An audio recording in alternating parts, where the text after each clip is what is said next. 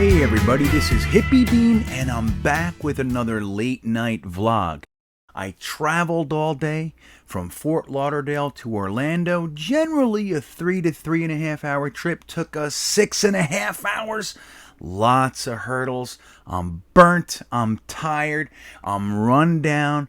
But I was winding down with a little bit of Jets. Let me see what happened today. I've been on the road, I've been tense and stressed, and I just figured, hey, let me read a little bit of Jets, see what happened, see who's on the injury report, and an article floated across my face that was pretty interesting. And it dovetails nicely with some of the conversations that we've been having this past weekend about Zach Wilson, about the offense, about the mentality of belief and all that sort of stuff and what that can mean for a young team. Let's just recap here. As many know, we have a rookie head coach, rookie offensive coordinator, really rookie defensive coordinator, even though he did have a few games as the interim defensive coordinator in Atlanta in Ulbricht. We have a rookie quarterback coach. We have a rookie quarterback. We have a rookie left guard, rookie running back, blah, blah, blah, blah, blah, blah, blah, all through the place. So we got a young team. Youngest team in the NFL on the field. So we got all these pieces that are going to take a minute to gel. And we've certainly watched it, right? I mean, when you look back at weeks 1 through 3, I started to, right there, I was like, I don't know, man. This is rough, right? This is rough. 15 sacks, 275 hurries, all that kind of stuff. It looked rough. But this article floats by, and he talks about Morgan Moses, who is not a rookie. He's a guy who's been a part of different teams for many years and has also been available for those teams. He's really known for not missing snaps. He was with Washington for, I think it was 6 years. The guy's always on the field. So when we talk about all these rookies and all the hurdles that we're going to have, potentially with that batch of people, a guy like Morgan Moses can be a very, very important piece, especially when you listen to what they say about the situation. Now, guys know how to be political. Guys know how to say the right thing and all that. But this didn't strike me as just Morgan Moses saying the right thing. He went down a corridor a little bit, and I want to share that with you and what it could potentially mean. Now, we talked a lot after we ended up beating the Jacksonville Jaguars. Lots of Jets fans didn't want to win that game. Why? For draft spot. We could have went up to draft pick number 2 in the first round, and we all get it, right? Whether we're on one side or the other, I think everybody understands why the other side thinks that way. But we're talking about one of the positives of winning that game being belief with these young guys, getting them to start really showing progression. Guys like Michael Carter, in particular guys like Zach Wilson, the quarterback, the franchise, the guy that we used the number 2 overall pick in last year's draft on. It's very important that these guys start to grow, start to get acclimated in the NFL, start to get comfortable. Maybe even start succeeding a little bit, right? So that sort of stuff. So Morgan Moses was asked some questions about Zach Wilson, and I want to share with you what he said. Morgan Moses said, "You see a guy that's getting better every week, blah, blah, blah, right? That's just normal player positivity, political speak, right? He's a professional on and off the field, and he comes in every day, and here's where it starts to change, and he demands. The thing I'm starting to learn about him is that he's getting comfortable. He's learning how to demand greatness from every position." Now, what does that mean? The first up, you see a guy's getting better every week. He's a professional on and off the field. Blah, blah, blah. Really nice guy. Everybody likes him, whatever. But when he starts talking about a word like demands, that's something that we haven't seen here in a long time. Now, Sam Darnold, who was another highly regarded top 3 quarterback that the Jets hoped could be our franchise, didn't work out. But one of the things that was never said about Sam Darnold was that he demands anything from anyone. What was he known for? Being laid back. He's a California kid, right? Nobody had anything bad to say about Sam Darnold as far as, having a bad attitude or work ethic. None of that. but he never was known for demanding anything out of his players, lifting the huddle, getting in someone's face if it should get to that, making sure everybody knew the way he wanted to see it. Especially in year 3, it looked like he was even like slinking backwards. He was degrading a bit as far as the leadership would go.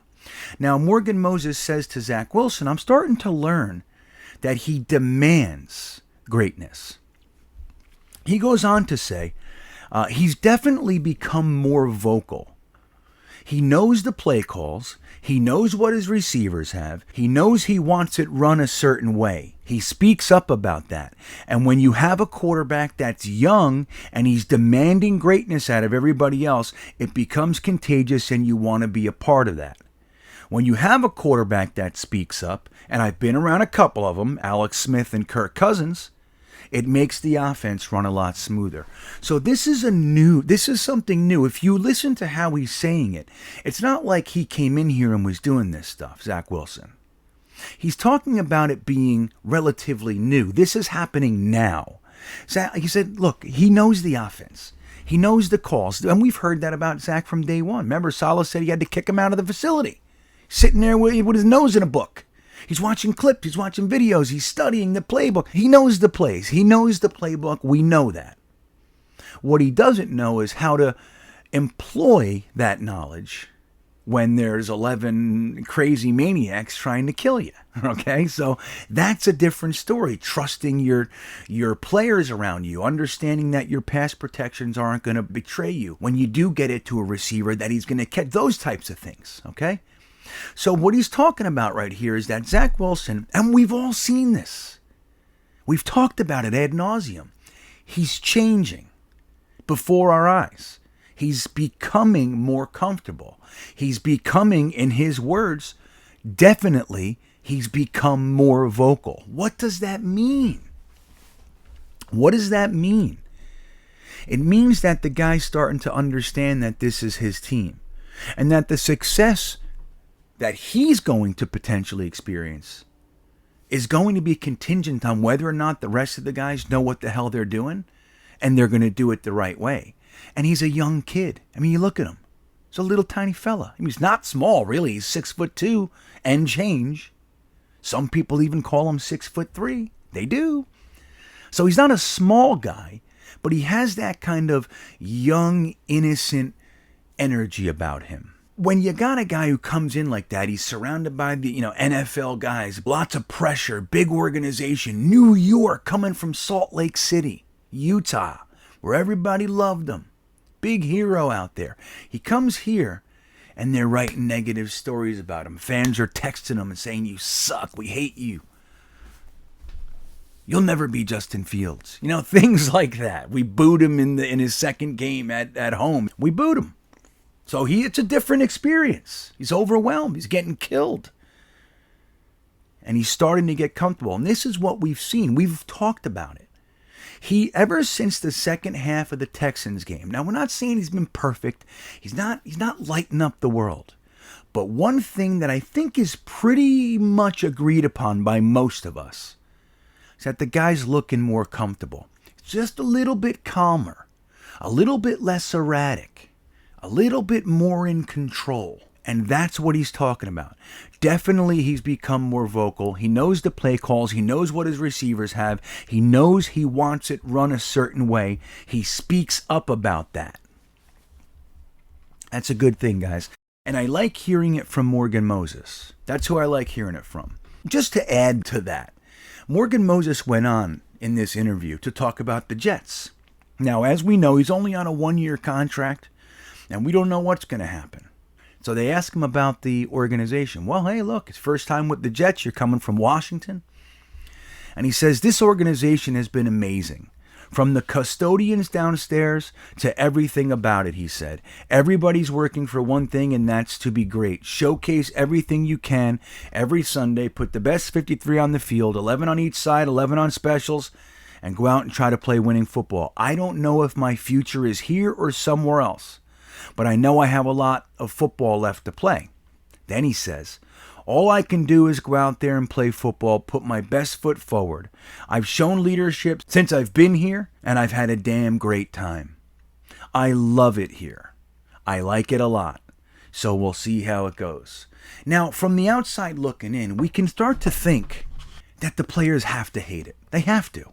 You got the boycott the beat right in their articles, making stories out of nothing, calling your teammates fat or lazy or this or that. You got the fans booing you. You got the losses. You got complete ineptitude at times, different facets of the team.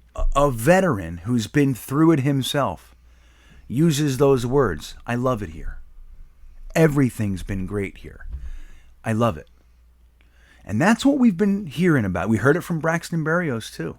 I love it here. I love this team. I love the fans. I love the energy. And these are guys that, look, they could be lying. Right? We know that. But it doesn't look like they are. And when they really do dislike an organization, they're more likely just to say very little than to go out and say things like that. And I think it's an incredible positive. What do you think? What do you think about this Morgan Moses guy and his comments toward Zach and the organization? Does it make sense? Does it land well with you? Or do you think it's baloney? And let me ask you this. You bringing him back? You making some effort to bring Morgan Moses back? Keep that right tackle in place? Or you looking to upgrade or move Fant over there or move Becton over there? What do you think about the Morgan Moses situation? Let me know in the comments. Guys, I hope you're having a great week. I know you can kind of sense I've been whispering. It's because everybody's asleep. It's late. It's a late night vlog. Well, take that. Have a great night. Have a great day. And I'll talk to you soon. And as always, go Jets.